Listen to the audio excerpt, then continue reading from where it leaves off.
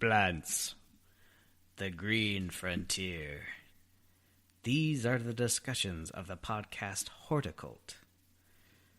Its continuing mission to talk about strange new cultivars, to seek out new flowers and plant them, to boldly garden like no one has before.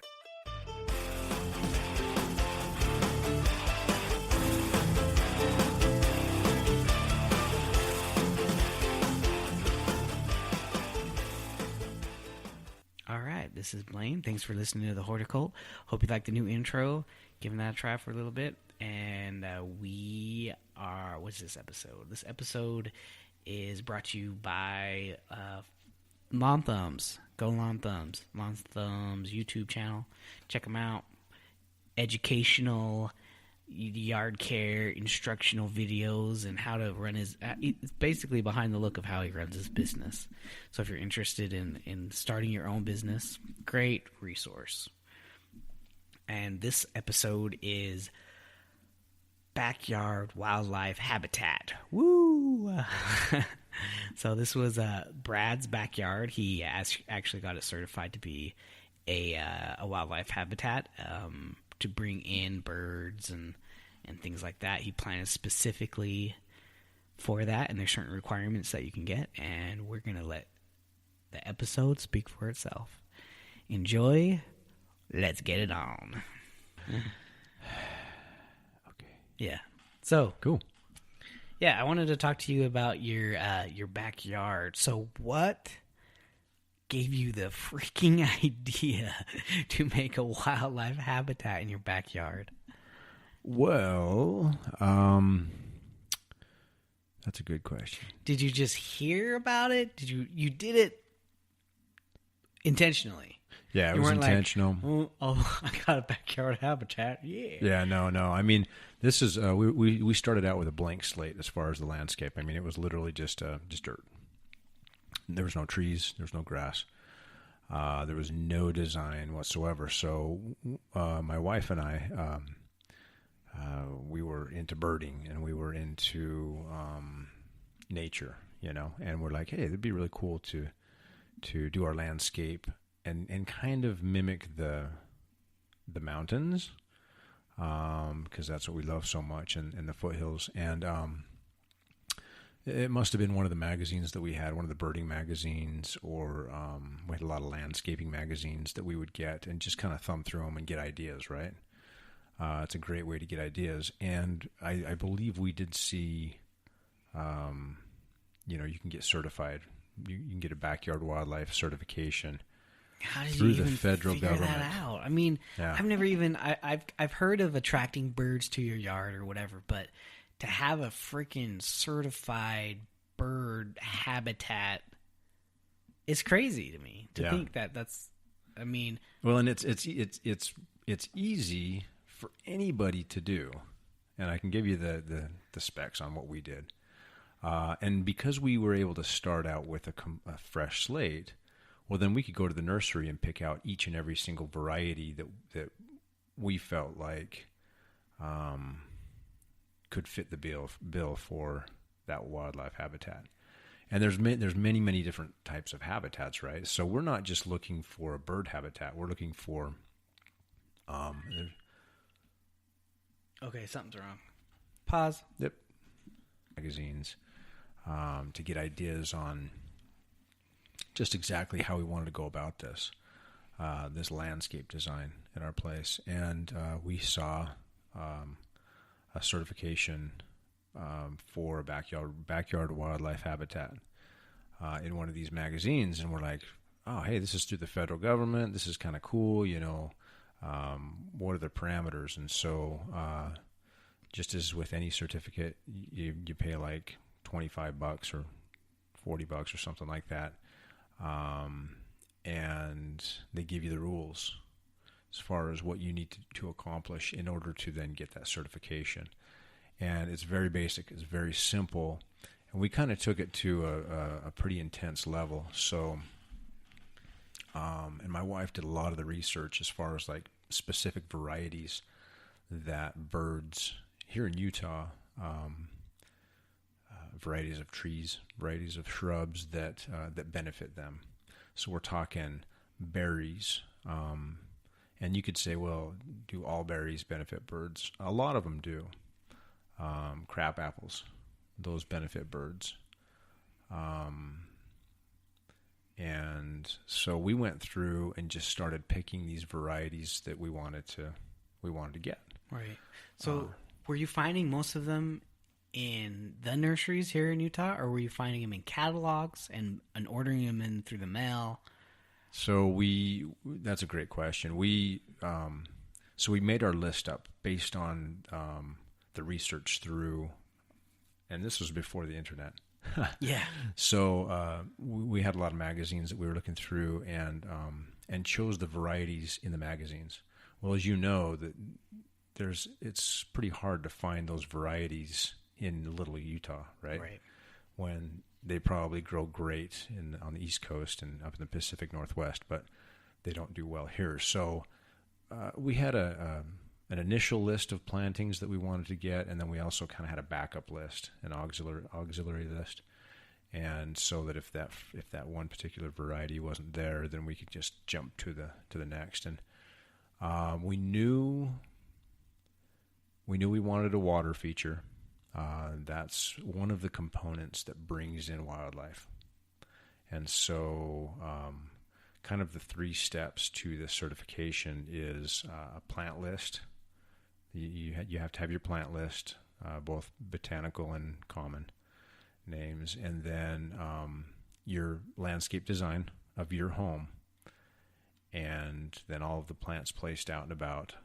And then within that landscape, you need a water feature, preferably 2.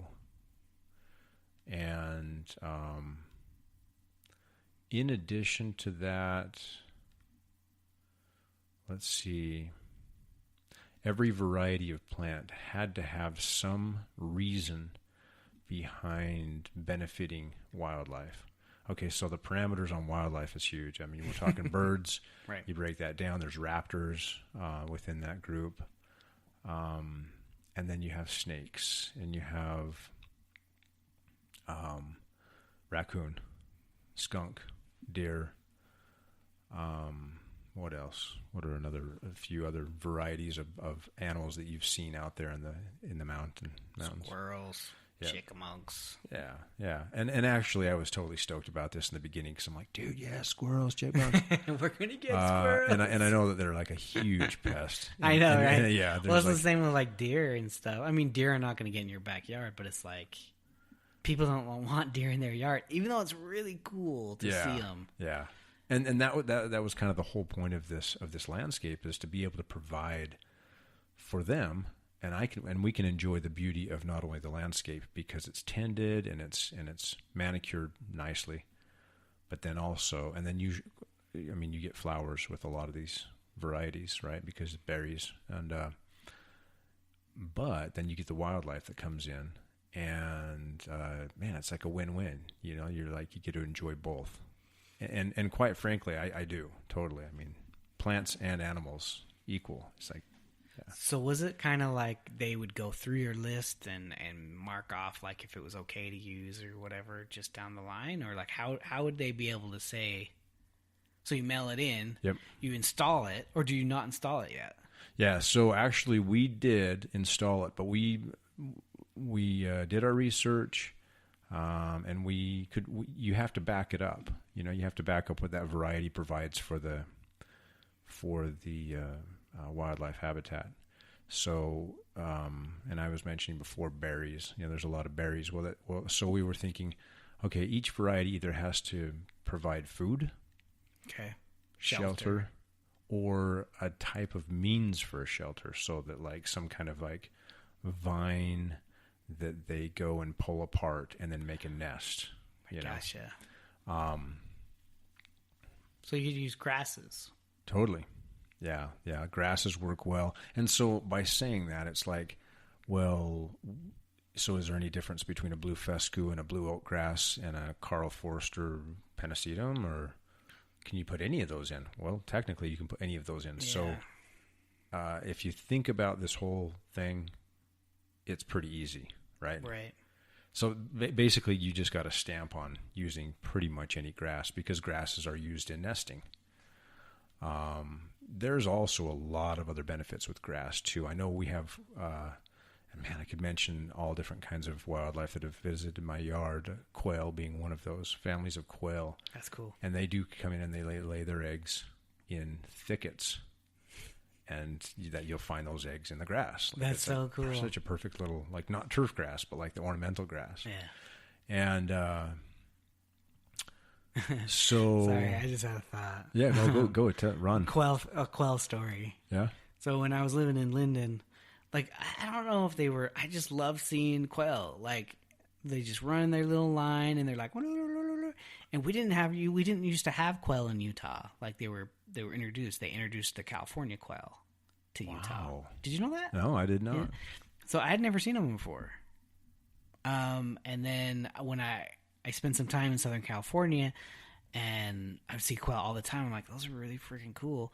And then they introduced them to Utah. I think it was actually for like hunting purposes. Like they want to hunt. Oh, for sure. Yeah, they're chubby totally at home in urban areas. So it's a little added species to our environment, which seems to be doing well. Yeah, and they're super pretty. I mean, their patterns on their feathers are really pretty. They have that little pendulating thing that hangs over their head. And yeah, whatever. They're really cute. They're really cute. Their mannerisms are really neat. So yeah, so that was one little variety that we did. And okay, so let me mention a few other varieties that might work. And obviously now you could Google varieties of trees that birds are attracted to. Boom. You've got the hawthorn. Those little berries. Yeah, those little berries. The birds love those little berries. So hawthorns, you have like a European mountain ash. They struggle here in Utah a little bit, but they have beautiful, beautiful, bright colored orange berries. Yeah. Robins love those. And then there's crabapple, and in particular, we even got down to the sugar time crabapple. Wow, was the highest rated for birds to come in, and we're like, we have to have the sugar time crabapple. So we literally searched every single nursery. Nobody had it. Finally, was able to order one and had to wait 4 to 6 weeks, to get that, and. So there was a lot of intention and thought put towards every single tree and every single plant and shrub. Well, as time went on, and we did this long before I got my horticulture degree from Utah State. But in the meantime, I've learned so much more about these varieties that we've plugged in, and some of them were just like, yes, totally stoked about that variety. And that we put that there, and now it's mature and beautiful. And then there's others that are like, that's super common. Everybody has those. Take it or leave it. Interesting. Like the euonymus, the burning bush. Right. Cool plant. Yeah. And it does have little berries. Those little tiny red berries, and birds do eat those. They like them. But anyway, as landscapes go throughout decades, they evolve, they change, they're super dynamic, and with that, they hold on one second. Just lost my train of thought. No, you're fine. Well, let me tell you the rest of it. I have another quail. So I was delivering mail, and so I spent 10 years in the post office delivering mail, and I had a fortunate time doing it. I would go up in the mountains and I'd be able to see animals and deer and birds and stuff. And this one time I was going up the hill, going up to the benches in Linden, and they started coming across the road, the quail, and then there was another car coming the same way, so we're passing each other. And I'm in the mail truck, right? And this friggin' bird clips. I hit this bird and it just exploded, like feathers, just poof. and the other car I could see their faces, and it was like a mom